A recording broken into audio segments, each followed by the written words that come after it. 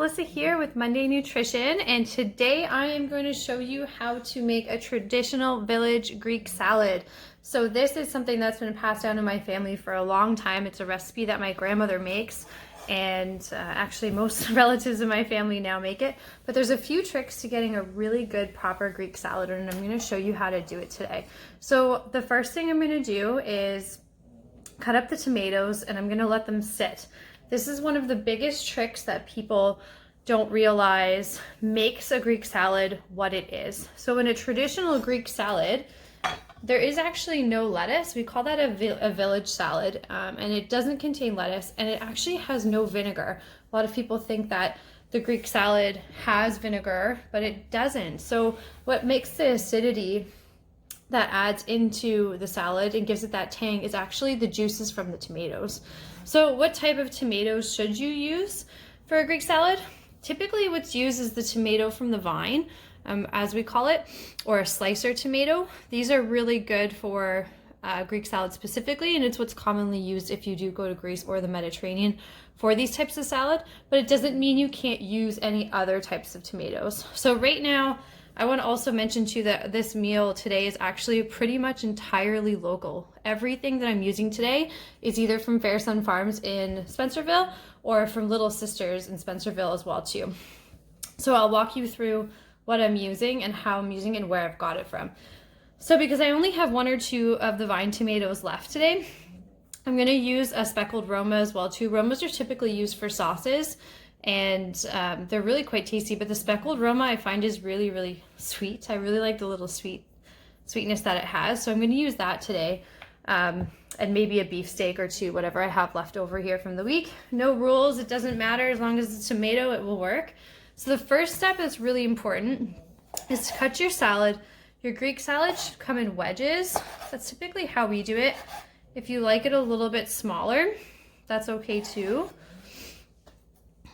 This is a really ripe one, so it's gonna give me a hard time because my knife isn't very sharp, but yeah. You should use a regular knife for your tomatoes, not a serrated. But if they're giving you a hard time, then that's okay too.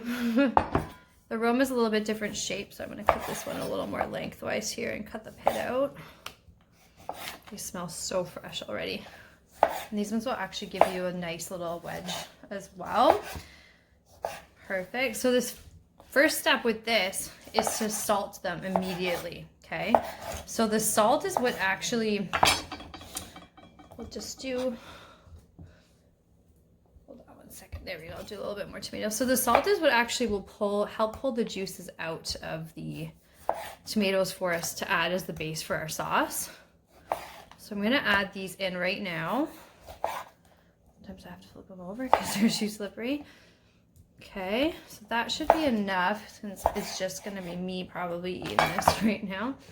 And I'm gonna add the sauce, or sorry, the salt, not the sauce. And I'm just using pink Himalayan salt. I think I got this on Amazon, to be honest, during the peak of the pandemic when we weren't going out anywhere.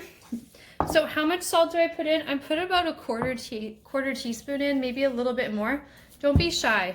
A Greek salad is supposed to have a good amount of healthy salt, okay? Don't use table salt for this. This is not a table salt type of salad. And if you haven't changed over your table salt in your house, I recommend you change that immediately because it's just not good for the body. We'd rather get some minerals out of the salad that we're eating. So I'm just grabbing a spoon. We're gonna give that a toss, and we're gonna let it sit while we chop up the other ingredients so that the juices will start to pour out of the salad, okay? So right now there's not a lot coming out of it, but if we leave that for a minute or two with the salt, you'll start to see some of it forming at the bottom. Just putting a little bit more.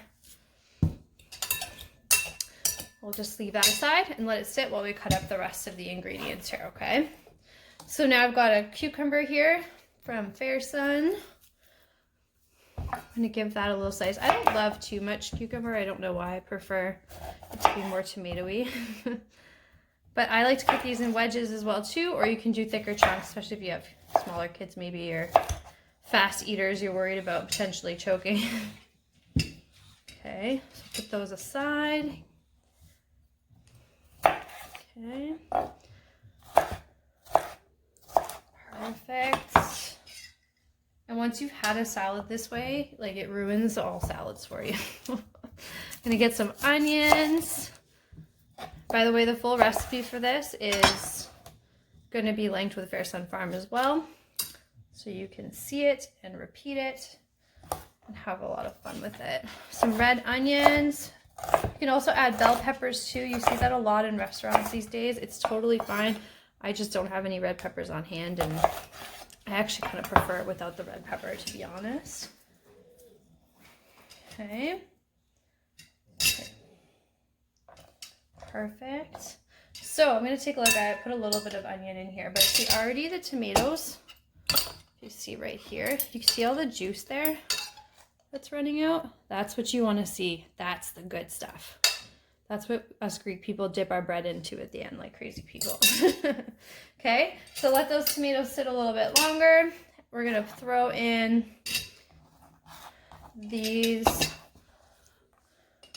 bits here of the onion. Okay, give it another stir. Okay, still want a little more juice out of there. That's gonna, these are pretty ripe. If the tomatoes are ripe, it will actually help with that too. Okay, I'm gonna salt it a little bit more again. I know it looks like a lot of salt, guys, but I'm actually not sprinkling that much. Okay, perfect. You can start to smell it. Now, I'm lucky. This is one of the non-local things. This is actually oregano that's from my grandparents' farm in Greece. I'm a little bit lucky that way.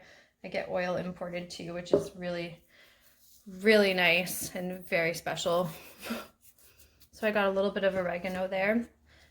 Most of the things on this recipe will say to taste. It's because it's really hard to get Greek grandmothers to tell you how many cups or quarters they've used, because they actually don't know. They've been doing it for so long. And then I've got some black olives here. These are from Little Sisters in Spencerville. These ones are Kalamata olives that have already been pitted, and they are seasoned with some fennel and some pepper as well too. So that's kind of a nice touch. So I'm gonna throw those in. And then we're gonna take our favorite part. I have some oil here that I actually as well bought from Little Sisters. She's got large containers of really high quality extra virgin olive oil, and this stuff's delicious. A good olive oil should be really strong, green in color, and should kind of burn the back of your throat a little bit. It sounds terrible, but if you were to eat a good portion of olive oil, even on a piece of bread or something, you should get a little tickle at the back of your throat. That's the good olive oil, okay? And then here's a drizzle on top. We're gonna get this, and this is what's gonna mix with the juices. I put about a quarter cup on my recipe, but you can play with it. Again, this is something we tend to eyeball until we kind of see the mixture that we want. So now the olive oil is gonna mix with all those juices at the bottom from the tomato, and that is what gives the tang of the Greek salad.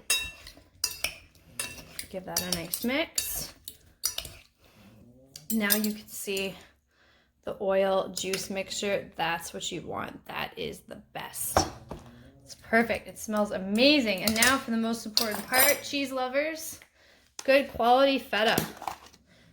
I actually got this from Gina as well at Little Sisters. The key is to find good quality feta, and we're gonna crumble it. This one's already drained. If yours comes in water, just make sure you give it a drain and a press before you get a little bit too much moisture in the salad. Now the trick is to really layer on the cheese. I know that's probably not hard for a lot of you, but that's the truth. Okay. Again, when I make this at a party, people are always like, this is the best Greek salad. What makes it different? And I say, well, the way we make it and the amount of cheese. That's the biggest thing. So there you have it. Enjoy your recipe, and let me know. Give me some feedback on if you like the village salad or not. Have a good day, guys. Take care.